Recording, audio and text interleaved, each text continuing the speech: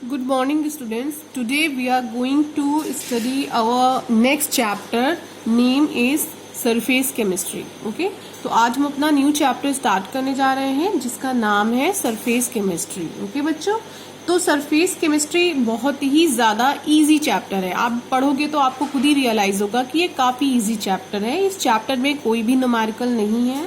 Okay और ये बिल्कुल थ्योरी बेस्ड चैप्टर है और बहुत कॉमन चीज़ें आपको इस चैप्टर में पढ़नी है और कुछ ऐसी चीज़ें जो डेली लाइफ में आप देखते आ रहे हो. ठीक है, लाइक आपको यहाँ पे एड्जॉर्प्शन स्टडी करना है, एंजाइम्स कैटालिस्ट आपको पढ़ना है, कैटालिसिस आपको स्टडी करना है, इमल्शन स्टडी करना है. तो ऐसी बेसिक चीज़ें आपको यहाँ पर स्टडी करनी है. ठीक है, तो सरफेस केमिस्ट्री एक्चुअली इस चैप्टर का नाम इसलिए है क्योंकि इस ओवरऑल चैप्टर में केवल वही फिनोमिना आपको स्टडी करने हैं जो फिनोमिना अब किसी भी सब्सटेंस के सरफेस पे हो रहे हों. ठीक है, तो इस वजह से सरफेस केमिस्ट्री को हम ऐसे डिफाइन कर सकते हैं. Surface chemistry is that branch of chemistry which deals with the study of the phenomena occurring at the surface और इंटरफेस. ठीक है, तो सरफेस केमिस्ट्री वो ब्रांच है केमिस्ट्री की जिसमें हम स्टडी करेंगे ऐसे फिनोमिना को जो किसी भी पर्टिकुलर सब्सटेंस के सरफेस पे हो रहे हों.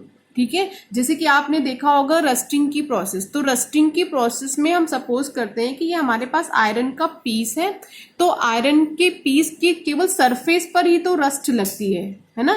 रस्ट क्या होती है, इसकी केवल सरफेस पे लगती है, होती है, ये डीपली पेनिट्रेट नहीं करती आयरन को. ठीक है, तो ये जो फिनोमिना है ये फिनोमिना हम सरफेस केमिस्ट्री में स्टडी करेंगे. ठीक है, तो चलिए बच्चों, अब इसमें जो पहली टर्मिनोलॉजी हम स्टडी करने जा रहे हैं वो है हमारी एड्जॉर्प्शन की. अब एड्जॉर्प्शन एक्चुअली क्या है, चलिए इसकी डेफिनेशन देखते हैं. Adsorption is defined as the deposition of molecular species on to the surface. What is adsorption? Adsorption एक ऐसा फिनोमिना है जिसमें आप जो है किसी भी मॉलिक्यूलर स्पीसीज का किसी भी सरफेस के ऊपर डिपॉजिट हो जाना. लाइक एग्जाम्पल से आप इसको समझिए, आप डेली यूज में अपना एक एग्जाम्पल लीजिए. सपोज कि ये क्या है, आपके पास एक डेस्क है. ठीक है, और ये मैंने डेस्क बना दी है और ये क्या है, डस्ट के पार्टिकल्स हैं. ओके, तो आपको ये तो पता होगा ना कि डस्ट के पार्टिकल्स क्या होते हैं, डेस्क के ऊपर इवेनली स्प्रेड हो जाते हैं और डिपॉजिट हो जाते हैं, सेटल हो जाते हैं, उसके बाद वो डिपॉजिट हो जाते हैं. ठीक है, तो आप लोग क्या करते हो, जब मॉर्निंग में स्कूल आते हो तो क्या करते हो, कभी कभी आपको ये साफ करना पड़ता है कि नहीं. और वैसे भी आप लोग एवरीडे घर पर डस्टिंग होती है, तो जितने भी डस्ट के पार्टिकल्स हैं वो हमें हटाने होते हैं. जो भी हमारी चीज़ें रखी हुई हैं घर में उसके ऊपर जो भी डिपॉजिट हो गए. ठीक है, तो बच्चों ये भी हमारा कैसा फिनोमिना है, ये फिनोमिना भी तो हमारा एड्जॉर्प्शन ही है ना. एड्जॉर्प्शन में क्या कहा जा रहा है कि किसी भी पर्टिकुलर थिंग का किसी भी एक सब्सटेंस का दूसरे सब्सटेंस के ऊपर डिपॉजिट हो जाना. ठीक है, वो एब्जॉर्प्शन की कैटेगरी में जा रहा है. तो यहाँ पर दो टर्मिनोलॉजी आती है, एक आती है एड्जॉर्बेट, दूसरी होती है एड्जॉर्बेंट. तो एड्जॉर्बेट एक्चुअली क्या होता है, एड्जॉर्बेट वो सब्सटेंस होता है जो किसी भी थिंग के ऊपर डिपॉजिट होने जा रहा होता है. ठीक है, तो हमारा जो एड्जॉर्बेट है वो क्या है, डस्ट पार्टिकल्स. डस्ट पार्टिकल हमारे क्या हो गए हैं, एड्जॉर्बेट हो गया है. और ये जो हमारा डेस्क है जिसके ऊपर ये डस्ट पार्टिकल डिपॉजिट हुए हैं, ये डेस्क हमारी एक्चुअली क्या है, एड्जॉर्बेंट है. ओके, तो क्लियर हो गया. एड्जॉर्बेट और एड्जॉर्बेंट ये दो टर्मिनोलॉजी आपको कई बार मिलेगी, तो ये टर्मिनोलॉजी आपको क्लियर हो गई. अगर आपको एग्जाम्पल में नहीं क्लियर हो रहा है तो आप दूसरा एग्जाम्पल ले लीजिए. जैसे क्लास में मैं हूँ, आपको पढ़ाती हूँ, बोर्ड पर जब चौक से लिखती हूँ तो चौक जो हमारा क्या होता है, ये ब्लैक बोर्ड के सरफेस पे क्या होता जाता है, पेस्ट होता जाता है. डीपली पेनिट्रेट नहीं करता ब्लैक बोर्ड को, केवल उसकी सरफेस पे पेस्ट हो जाता है और जब मैं पढ़ा लेती हूँ तो लास्ट में उसको साफ कर देती हूँ. ठीक है, तो ये क्या हुआ, केवल सरफेस पर ही तो पेनिट्रेट हुआ. तो ये जो चौक है हमारी, ये चौक हमारी क्या है, एड्जॉर्बेट है. ठीक है, और ये ब्लैक बोर्ड के सरफेस पर पेस्ट हुई है, तो ब्लैक बोर्ड हमारा क्या है, एड्जॉर्बेंट है. ओके, तो एड्सॉर्बेट क्या होता है? वो सब्सटेंस होता है जो डिपॉजिट होता है, और एब्जॉर्बेंट वो सब्सटेंस होता है जिसके ऊपर एड्सॉर्बेट डिपॉजिट होता है। ओके, एक आपके पास बहुत अच्छा एग्जाम्पल है जो ऐसा नहीं है कि आपका जो एड्सॉर्प्शन की प्रोसेस है, एड्सॉर्प्शन याद रखिएगा, मैं एड बोल रही हूँ, ठीक है। जो एड्सॉर्प्शन की प्रोसेस है ये केवल आप डेली लाइफ में ही देखते हो। एड्सॉर्प्शन की जो ये पर्टिकुलर टर्म है इसका यूज हम लोग बहुत वाइड रेंज में भी करते हैं। लाइक आप अगर देखते होगे जब आप शुगर बनाते हो, शुगर मिल में जब शुगर बनती है शुगर केन से, तो ये बिल्कुल येलोविश टाइप की होती है, ठीक है, येलोविश होती है। इसमें एक्चुअली बच्चों होता क्या है, इसमें कुछ इम्प्योरिटी प्रेजेंट होती है, ठीक है। इस इम्प्योरिटी को दूर करने के लिए हम इसमें एनिमल चारकोल, ओके, क्या डालते हैं इसमें? एनिमल चारकोल डालते हैं। जब हम इसमें एनिमल चारकोल डालते हैं तो ये एनिमल चारकोल जो इम्प्योरिटी हमारी शुगर में प्रेजेंट होती है उसे एडजॉर्ब कर लेता है, ठीक है। क्या कर लेता है? एडजॉर्ब कर लेता है, जिसकी वजह से जो इम्प्योरिटी होती है वो एनिमल चारकोल एडजॉर्ब करता है। जो इम्प्योरिटी होती है वो हट जाती है शुगर से, ओके, शुगर हमारी वाइट हो जाती है, ठीक है, यानी रिफाइन हो जाती है हमारी शुगर। तो हम एड्सॉर्प्शन की प्रोसेस का यूज बहुत वाइड वे में भी करते हैं। कभी कभी आपने देखा होगा बच्चों, जब आप मार्केट से हैंड बैग या कोई भी बैग, लगेज बैग लेकर आते हो तो छोटे छोटे से उसमें एक पॉलिथीन टाइप के दिए हुए होते हैं और उसके अंदर छोटी छोटी बॉल्स टाइप की, ट्रांसपेरेंट बॉल टाइप की भरी हुई होती है। और आपने कभी सोचा है कि ये किस लिए होती है? जिसको आप सिलिका जेल के नाम से जानते हो, सिलिका जेल। तो ये जो बॉल्स बेटा होती है ये इसलिए होती है क्योंकि ये एड्सॉर्प्शन करती है। और किसका एड्सॉर्प्शन करती है? मॉइस्चर का एड्सॉर्प्शन करती है, ठीक है। इसीलिए आपकी बैग वगैरह में काफी बॉटल्स वगैरह जब लेकर आते हो तो उसके अंदर भी ये पड़ी होती है, इसलिए कि ये क्या करती है? एड्सॉर्प्शन की प्रोसेस करती है। तो अगर ये एड्सॉर्प्शन की प्रोसेस करती है, अपने अंदर क्या करती है? मॉइस्चर को एड्सॉर्ब करती है। तो ये क्या है? एड्सॉर्बेंट है। और मॉइस्चर क्या हो जाएगा हमारा? एड्सॉर्बेट हो जाएगा, ठीक है। ऐसे बहुत सारे एग्जाम्पल्स हैं आपके डेली यूज में जो आपको एड्सॉर्प्शन फिनोमेना को होते हुए दिखाते हैं। बात अलग है कि आपको पता है या नहीं, ओके। नेक्स्ट टर्मिनोलॉजी हम क्लियर कर लेते हैं डिसॉर्प्शन की, ठीक है। अब आपने एड्सॉर्बेट क्लियर हो गया है, एड्सॉर्बेंट क्लियर हो गया है, एड्सॉर्प्शन क्लियर हो गया है। अब हम आते हैं डिसॉर्प्शन की तरफ, ठीक है। डिसॉर्प्शन में एक्चुअली आपको करना क्या होता है कि सपोज कि ये आपकी एक डेस्क थी, इसके ऊपर क्या हो गया था? डस्ट पार्टिकल क्या हो गए थे? जमा हो गए थे, डिपॉजिट हो गए थे। अब आपने क्या किया? इसे साफ कर दिया, डस्ट पार्टिकल क्या कर दिया? साफ कर दिया, यानी कि एड्सॉर्बेंट की सरफेस से एड्सॉर्बेट को हटा दिया। तो यही फिनोमेना हमारा क्या कहलाता है? डिसॉर्प्शन कहलाता है, ठीक है। तो एड्सॉर्ब मॉलिक्यूल का एड्सॉर्बेंट की सरफेस से हटना ही क्या कहलाता है? डिसॉर्प्शन कहलाता है। इन शॉर्ट आप इसको क्या बोल सकते हो? Removal of adsorb substance from the surface of adsorbent, okay. और ये काम आप डेली करते हो, डेली डस्टिंग होती है घर में, डेली आप रिमूव करते हो डस्ट पार्टिकल्स को, ओके। नेक्स्ट हम आते हैं जॉर्प्शन का टर्मिनोलॉजी समझते हैं। जॉर्प्शन क्या होता है? तो जॉर्प्शन एक्चुअली हमारा होता है बोथ एड्सॉर्प्शन एंड एब्जॉर्प्शन। देखिए मैं क्या लिख रही हूं, एक बार लिख रही हूं एड्सॉर्प्शन और दोबारा लिख रही हूं एब्जॉर्प्शन, ठीक है। अभी मैं आपको एब्जॉर्प्शन के बारे में भी बताऊंगी, अगर नहीं बताऊंगी तो इसमें आप कंफ्यूज हो जाओगे, ठीक है।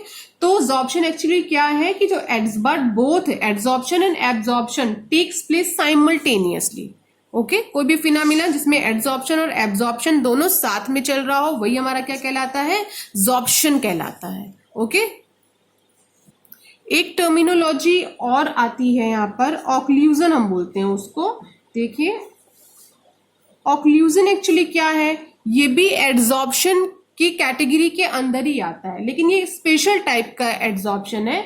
इसमें क्या होता है? किसी भी गैसेस का, ठीक है, गैसेस का मेटेलिक सरफेस पे यानी मेटल के सरफेस पे एड्सॉर्ब होना, ये फिनोमेना क्या कहलाता है? ऑक्लूजन, ठीक है। यहाँ पे देखिए हमारे पास डेस्क था और डस्ट पार्टिकल एड्सॉर्ब हुए थे, तो वो हमारा एड्सॉर्प्शन कैटेगरी में था, ठीक है, एड्सॉर्प्शन हुआ था। एड्सॉर्प्शन में ही दूसरी कैटेगरी हमारी क्या होती है, ऑक्लूजन, ठीक है, या ये कहिए कि एड्सॉर्प्शन के अंदर ही क्या आता है हमारा, ऑक्लूजन। इसमें स्पेशल टाइप का एड्सॉर्प्शन होता है कि कोई भी मेटल हो हमारे पास और मेटल की सरफेस पे कौन एड्सॉर्ब हो रहा हो, गैस, तो ये हमारा एक स्पेशल नेम से जाना जाता है, वो क्या होता है, ऑक्लूजन, ठीक है। तो जैसे कि आपका मेटल का सरफेस है पैलाडियम के ऊपर सपोज करते हैं हाइड्रोजन क्या हो रही है, एड्सॉर्ब हो रही है, ठीक है, तो ये किस कैटेगरी में आएगा, ऑक्लूजन की कैटेगरी में आएगा। ओके स्टूडेंट, अब हम क्या करते हैं, हम एब्जॉर्प्शन की टर्मिनोलॉजी को भी समझ लेते हैं, ठीक है, वरना आप बार बार कंफ्यूज रहेंगे कि एड्सॉर्प्शन क्या होता है। देखिए, एड्सॉर्प्शन एक अलग चीज है, ये केवल सरफेस पे होने वाला फिनोमिना है। एब्जॉर्प्शन अभी आप पढ़ने जा रहे हैं, ये एक अलग फिनोमिना है, ये एड है, ये एब है, ओके, ये एक अलग फिनोमिना है। तो अभी हमने इसको समझ लिया है, अब हम एब्जॉर्प्शन को भी समझ लें ताकि आप कंफ्यूज ना हो, ठीक है।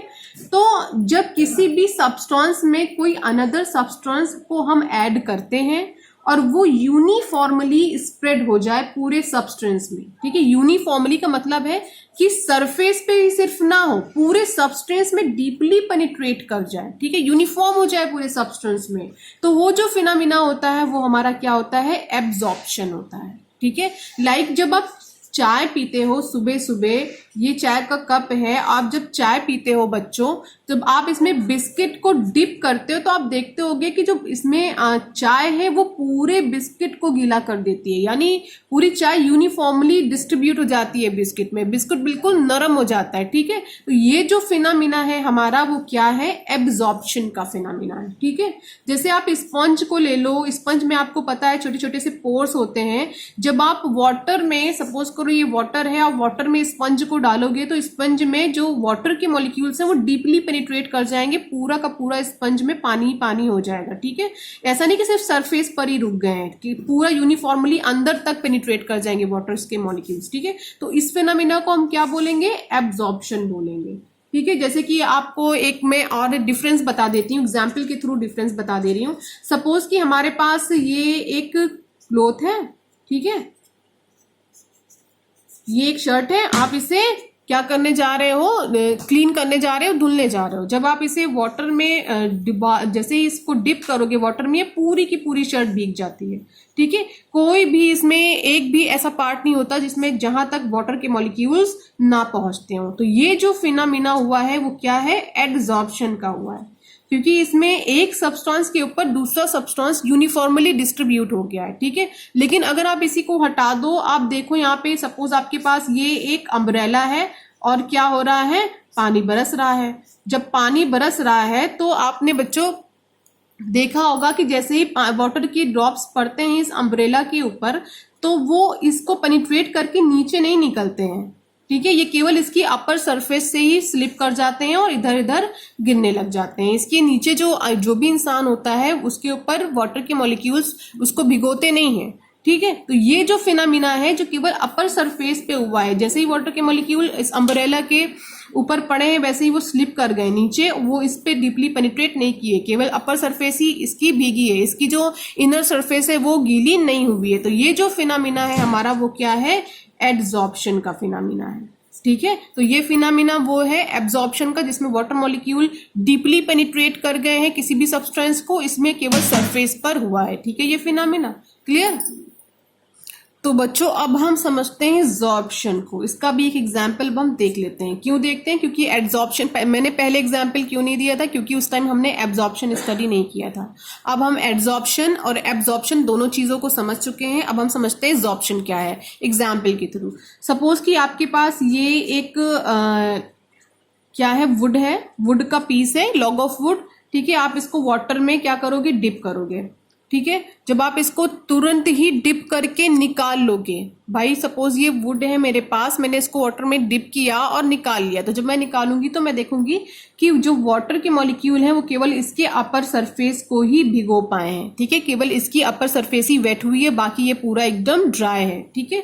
तो ये जो फिनोमिना है वो हमारा क्या है, एडसॉर्प्शन है, क्योंकि ये केवल सरफेस पे हुआ है। लेकिन अगर इसी जगह पर मैं क्या करूं कि इसी पीस को सपोज करते हैं 6 to 7 आवर के लिए मैं डाल दूं वाटर में, और उसके बाद मैं इसको निकालूंगी तो मैं देखूंगी कि वाटर के जितने भी मॉलिक्यूल्स हैं वो डीपली पेनिट्रेट कर गए हैं। पूरा जो हमारा लकड़ी का पीस था, वुड था जो हमारा, वो पूरा अंदर तक गीला हो चुका है। तो ये जो फिनामिना है वो क्या हुआ है, एब्जॉर्प्शन का हुआ है। ठीक है, तो इसीलिए कहा जाता है कि जो एब्जॉर्प्शन और जो एब्जॉर्प्शन का फिनामिना है दोनों साइमल्टेनियस चलता है। ठीक है, साइमल्टेनियसली चलता है। कोई भी चीज, किसी भी चीज को अगर डिस्ट्रीब्यूट हो रही है यूनिफॉर्मली के अंदर, नॉट वाटर, इसकी जगह पे कुछ भी हो सकता है, अगर डिस्ट्रीब्यूट हो रहा है लकड़ी के पीस के अंदर तक, तो सबसे पहले वो उसकी अपर सरफेस को ही वेट करेगा।